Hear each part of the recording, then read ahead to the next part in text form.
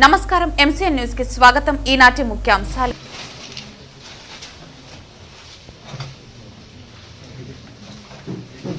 అమరన్న గారి నాయకత్వం వర్ధిల్లాలి. అమరన్న గారి నాయకత్వం వర్ధిల్లాలి. అమరన్న గారి నాయకత్వం వర్ధిల్లాలి.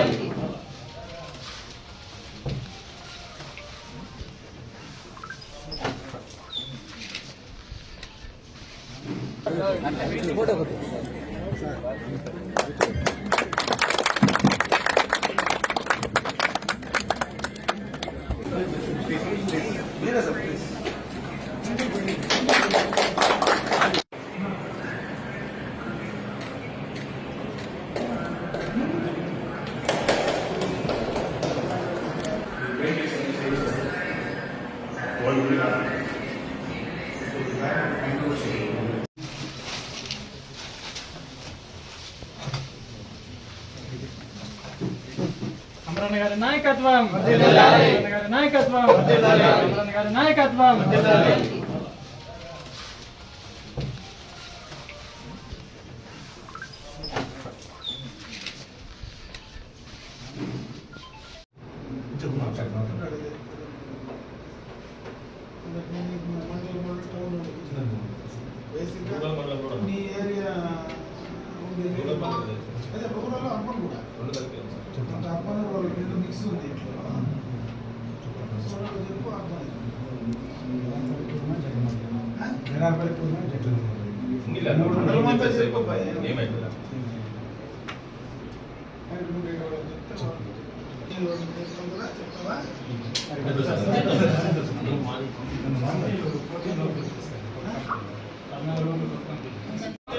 జై జనసేన, జై తెలుగుదేశం, జై బీజేపీ, జై కూటమి.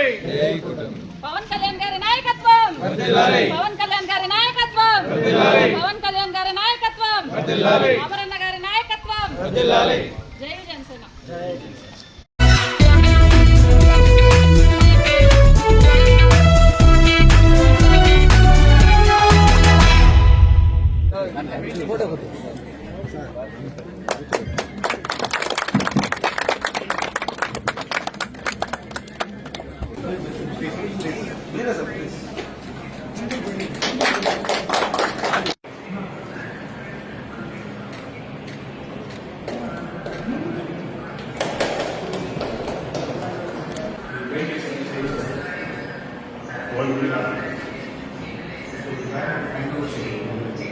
ఇరవై సంవత్సరాల క్రితం ఇక్కడ స్కూల్ క్లోజ్ అయింది సార్.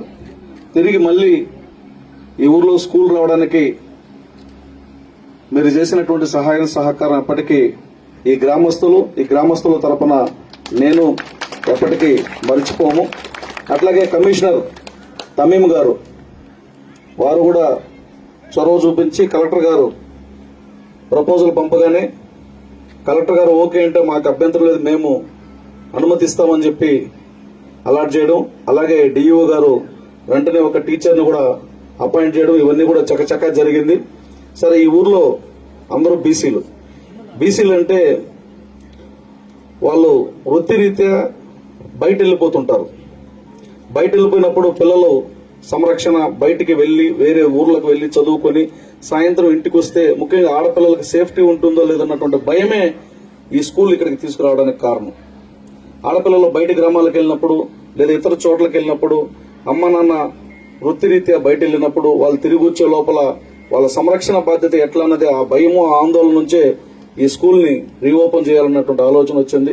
కాబట్టి అలాంటి బీసీ సామాజిక వర్గానికి చెందినటువంటి ప్రజానీకానికి మీరు చేసినటువంటి సహాయం ఎప్పటికీ మరవలేంది. ఈ అకేషన్ ని దృష్టిలో పెట్టుకుని కలెక్టర్ గారిని ఇక్కడికి తీసుకురావడం జరిగింది. మీ అందరి ప్రేమాభిమానాలు ఆయన కూడా చూడాలి. ఒక చిన్న గ్రామానికి మనం ఇంత సౌకర్యం కల్పిస్తే ప్రజలు మనల్ని ఎట్లా ప్రేమిస్తారనేది ఆయనకు బాగా తెలుసు. ప్రజల మనిషి ఆయన.